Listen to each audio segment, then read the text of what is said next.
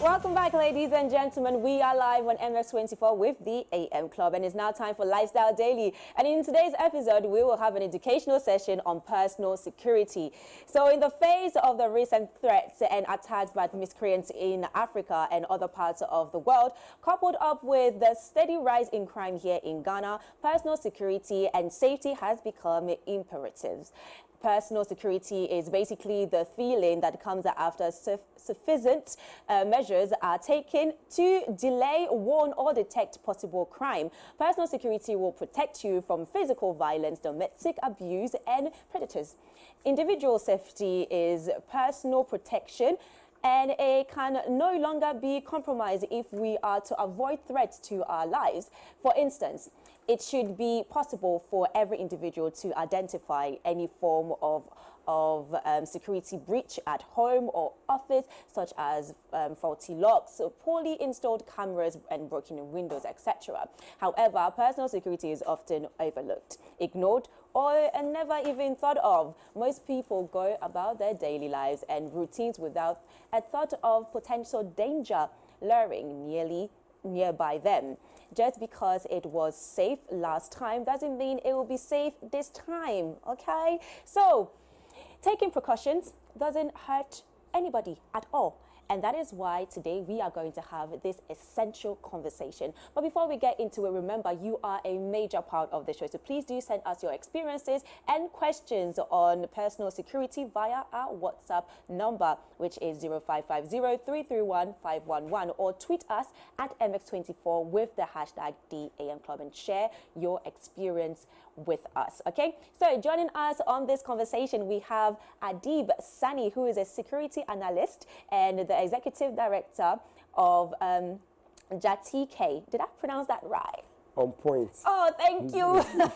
So Jatike Center for Human Security and Peace Building. Welcome to the AM Club. My pleasure. Oh, it's such a great honor to interview you. It's a great honor to be on the show with you as well. Thank you very much. You know, beautiful studios. Thank you. Thank you. Just because of what you said, I'm officially making you a member of the AM Club. Yeah, okay? Yeah. Go me. Okay, so let's have a conversation on personal security, Sure. which I know that is a huge topic and is a huge or essential conversation to be had across the world, really and truly, because we are recording high rates of crime, especially here in Ghana. So how do one protect themselves? How do one notice that maybe I'm getting myself into danger, or maybe I finished work around 7 p.m. and I'm walking, it's dark, there's no lights in my area. How do I protect myself? So these are the kind of conversation we're going to have today. But before we start the conversation, I want to ask you, how would you explain the term personal security?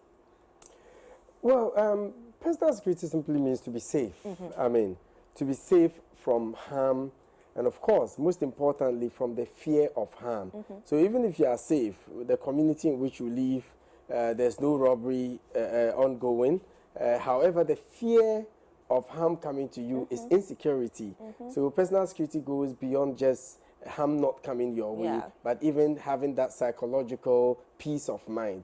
That's simply personal security. And would you say that the conversation when it comes to personal security here in Ghana has been slightly overlooked, or we don't even have it at all?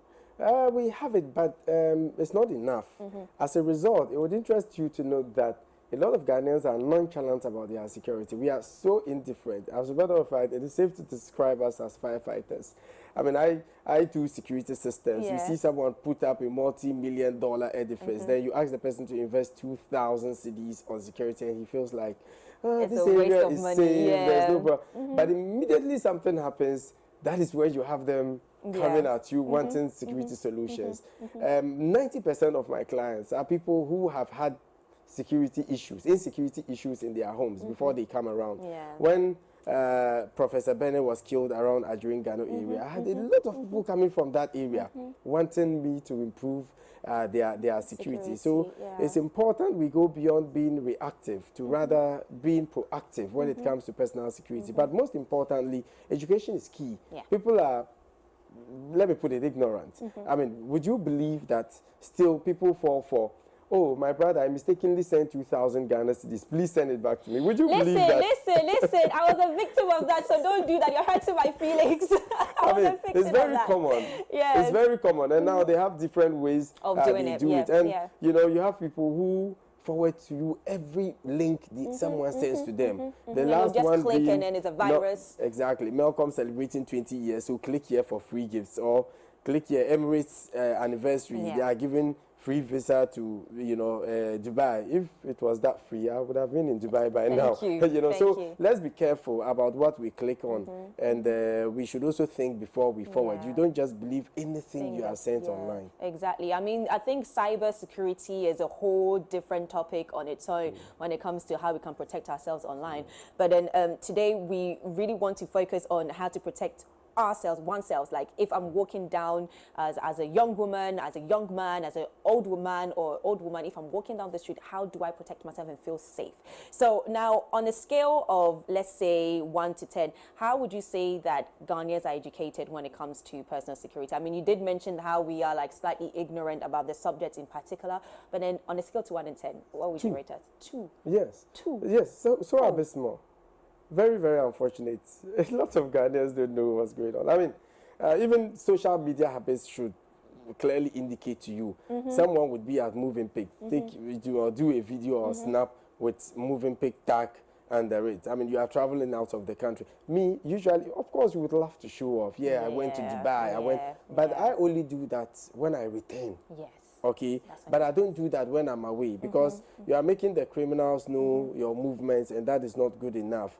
There's what we call profiling, especially before you are robbed, okay, or kidnapped. They profile you, they know your movements. At 7 a.m. you'll be here, at 8 a.m. you'll be there. So if you put every information there, with a click of a button, the criminals are able to know everything about you, even our children. Their names, their uniforms, where they school, what time we drop them at school, what time we pick them up from school, all of that. You know, we give out too much information online, and that is an indication of how indifferent we are to our personal security. I mean, I think I remember a story of Kim Kardashian and Kanye West being robbed at the hotel in Paris because they posted the hotel that they were staying at. And that also contributed to people finding out where they were staying. And I know that, like you mentioned, sometimes we just want to, you know, show people that, yeah, we are here, we're enjoying life. But then also we need to consider our security as well. But then would you say people have this knowledge, or people believe or have this perspective that security or personal security is in the hands of the government or God?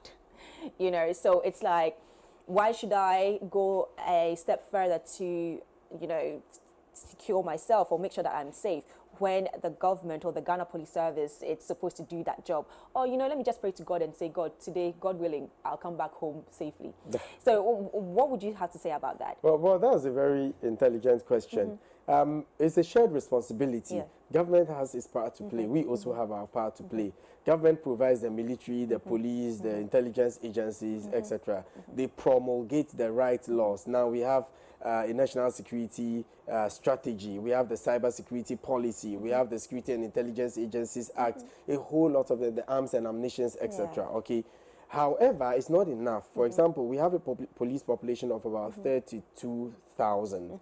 When you do the math, for each police officer, we have about 900 Ghanaians. And in urban areas such as Accra, Kumasi, it's even one police officer to over 2,000 citizens. Meanwhile, the UN standards recommends one officer to at most 500 citizens. So the ratio is not good enough, meaning we cannot have police officers everywhere all the time. Hence, the need for you to also take proactive steps to ensure your safety and the safety of your family. And it gives you peace of mind.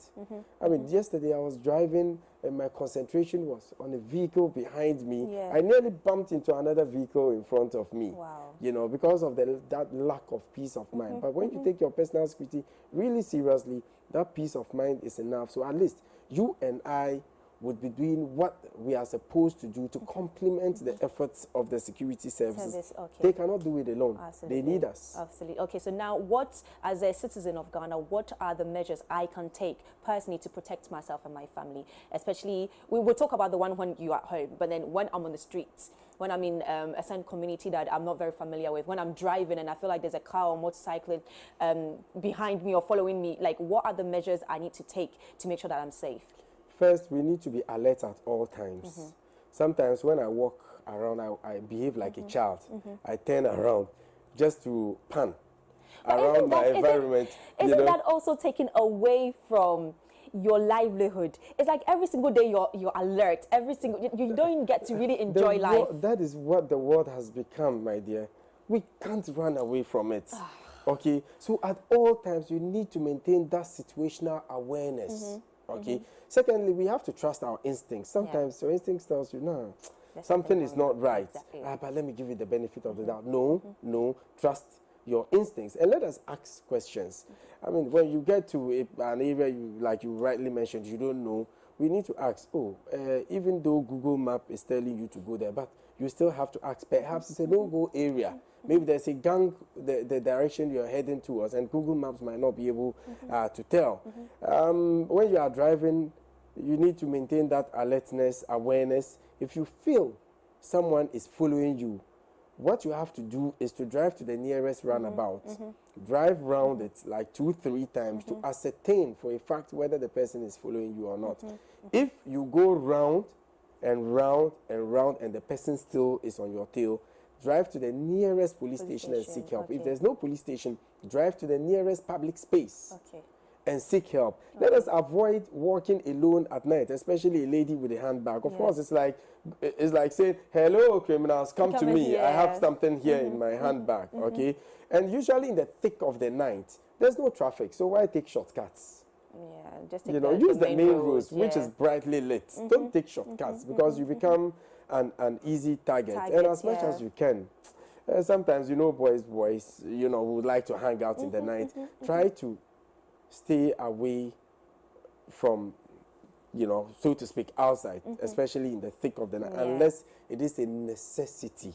Because at that time, it becomes very dangerous. And you see all sorts of people drunk, driving anyhow, especially in the night. So at least we are able to maintain that security for ourselves. So one more before we have a surprise for you in the studio. So before we move on to that, I want to also know when it comes to gadgets, or certain safety gadgets that one used to protect themselves, because I have a registered pepper spray in my bag and I've never used it before. I hope I'll never have to use it. Yes, but what are the things that one can buy, and what are also the laws and policies regulating those gadgets when you buy them? Because I know some people are also not aware that you probably have to register something as simple as a pepper spray. Because the laws are silent on it. It was recently some stakeholders met and did a dictionary of all of these items, including tasers, pepper sprays, batons, and all that. But, at the policy level, I mean, we are being engaged, trying to put pressure on government to put it into law, so you would know the standards you're supposed, or processes you're supposed to go through, because the law is actually silent on it. Okay, but these are all tactical weapons. The criminals can have it and use it. But for guns, it's quite specific. Okay, under the Arms and Ammunition Act, which was first promulgated in 1962. Then it reviewed 1972, and some other reviews were made later. Before you obtain a gun, you have to write to the Ministry of Interior. As it stands now, it has changed. First, it used to be Ministry of Trade. Then later, it became the government under a champion, but now it's to the Ministry of Interior to import or to buy. Okay, so the Ministry of Interior would ask the police to perform background checks on you. You should be beyond 18, you should be of sound mind, and you should have enough justification. You should be working and all that. Okay, so when they do the what we call evaluation, then you'll be given a permit, and the permit only lasts for 6 months. Okay, to buy the weapon from a registered guns dealer. They have dealers in town, and when you buy the weapon, it doesn't end there. You would need to acquire a license, which is supposed to be renewed every year, and per the police calendar, 31st December is the end of the year. So even if you acquire the weapon on 28th December. You still have to first you have to renew it. Yeah. Okay, and you know we have all sorts of weapons, but at the end of every year, at the beginning of every year, it has to be renewed. Unfortunately, a lot of Ghanaians don't. We have currently over 1.25 million of such guns in the system, but as at the close of last year, believe it or not, only 40,000 people renewed their licenses. Wow. Wow, and that is a huge, yes, huge a worry lot of people don't. to the citizen and to the government as well. Anyways.